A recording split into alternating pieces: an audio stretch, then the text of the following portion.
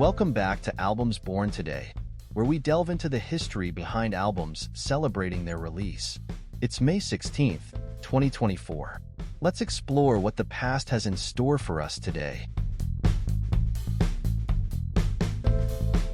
Blonde on Blonde is the seventh studio album by American singer-songwriter Bob Dylan, released on May 16, 1966. By the mid-1960s, Bob Dylan had established himself as a pivotal figure in folk music and had successfully transitioned to rock with the release of his previous albums, Bringing It All Back Home and Highway 61 Revisited. Following the success of these albums, Dylan sought to create a work that would surpass them in both ambition and scope. The writing process for Blonde on Blonde took place in various locations, including Dylan's home in Woodstock, New York, and hotels during his 1965 tour. The lyrics reflect a combination of personal experiences, abstract imagery, and vivid storytelling. Dylan's songwriting during this period was heavily influenced by his experiences on the road, his relationships, and the rapidly changing cultural landscape of the 1960s. Initially, sessions were held in New York City with producer Bob Johnston, but Dylan was not satisfied with the results. In January 1966, the recording moved to Nashville, Tennessee, where Johnston assembled a group of skilled session musicians who would help Dylan achieve the sound he envisioned. Blonde on Blonde is noted for its eclectic mix of musical styles, including rock, blues, folk, and country. The album's lyrics are renowned for their complexity, blending surrealism, humor, and deep emotion. Rainy Day Women number 12 and 35. The album opens with this rollicking, bluesy track featuring a carnival-like atmosphere and the memorable refrain, "Everybody must get stoned." Visions of Johanna, a haunting and poetic song that explores themes of longing and loss with intricate imagery. I Want You, a bright, melodic track with straightforward yet evocative lyrics about desire and attraction.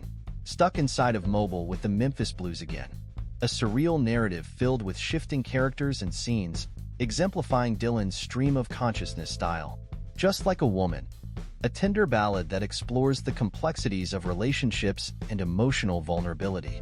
Sad-Eyed Lady of the Lowlands, the album's epic closing track, a 11-minute ode to Dylan's then-wife, Sarah Lones, known for its rich and evocative lyrics. Blonde on Blonde was released on May 16, 1966, as a double LP, making it one of the first major double albums in rock history. The album received widespread critical acclaim, with many praising its lyrical depth, musical innovation, and the cohesiveness of its sprawling structure. Pet Sounds is the 11th studio album by the Beach Boys, released on May 16, 1966. By 1965, the Beach Boys had achieved considerable success with their catchy, surf-themed hits. However, Brian Wilson, the band's primary songwriter and producer, began to feel constrained by the limitations of their earlier work. Influenced by the growing complexity of contemporary pop music, particularly the Beatles' Rubber Soul, Wilson aspired to create an album that would push the boundaries of what pop music could be. Brian Wilson took a break from touring with the Beach Boys to focus on writing and producing new music. Collaborating with lyricist Tony Asher, Wilson crafted deeply personal and introspective songs that explored themes of love, loss, and longing. The lyrics were more reflective and poignant compared to the band's previous work, capturing a sense of emotional vulnerability. Recording sessions for Pet Sounds began in January 1966 at several studios in Los Angeles, including Western Studio and Gold Star Studios. Wilson employed an array of innovative recording techniques and utilized a diverse range of instruments, including unconventional choices like the theremin, bicycle bells, and dog whistles. Pet Sounds is characterized by its rich, orchestral arrangements and sophisticated production.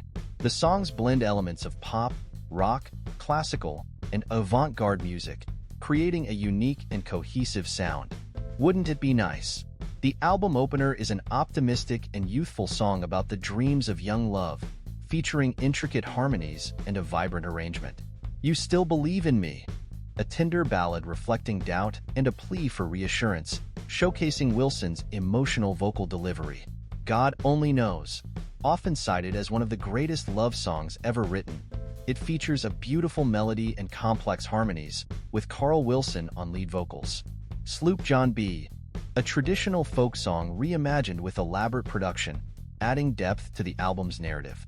I'm Waiting for the Day, a song about heartache and patience, blending orchestral elements with rock dynamics.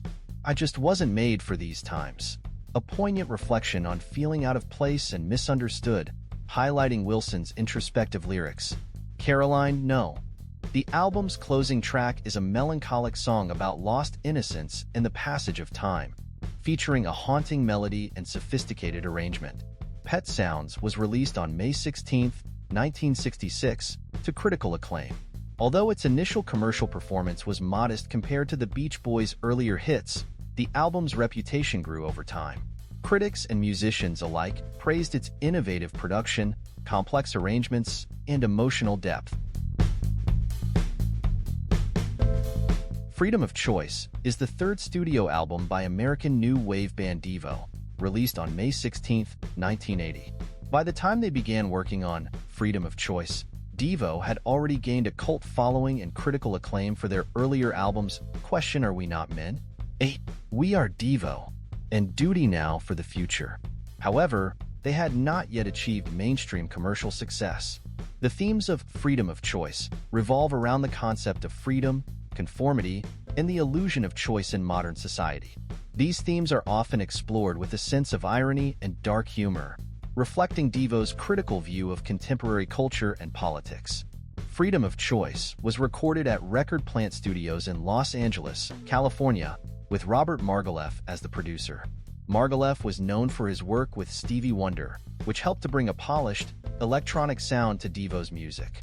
The band embraced new technology, incorporating synthesizers and sequencers to create a more polished and electronic sound than their previous work. This shift aligned with the burgeoning new wave movement of the time.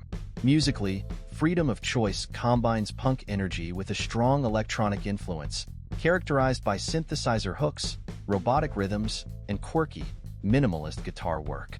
Whip It.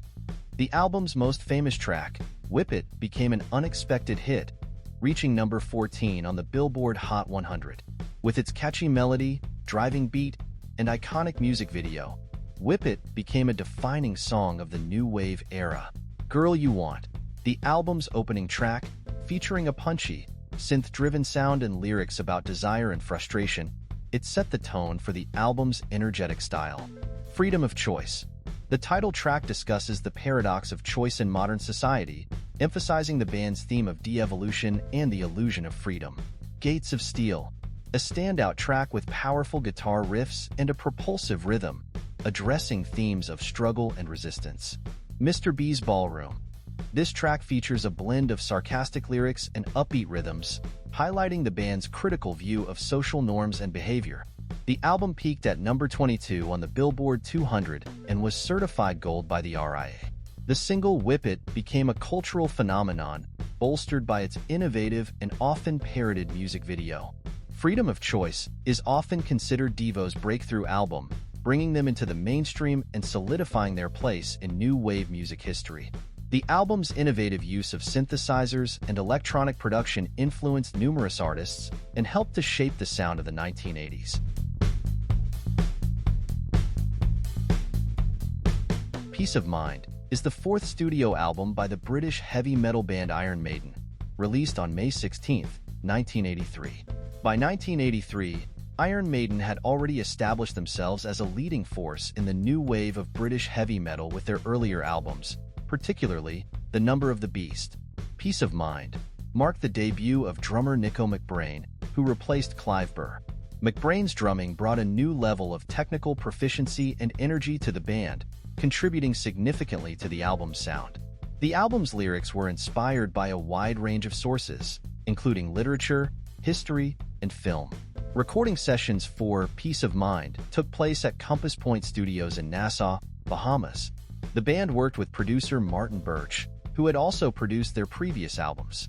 The recording environment at Compass Point allowed the band to focus intensely on the album without distractions, resulting in a polished and cohesive sound.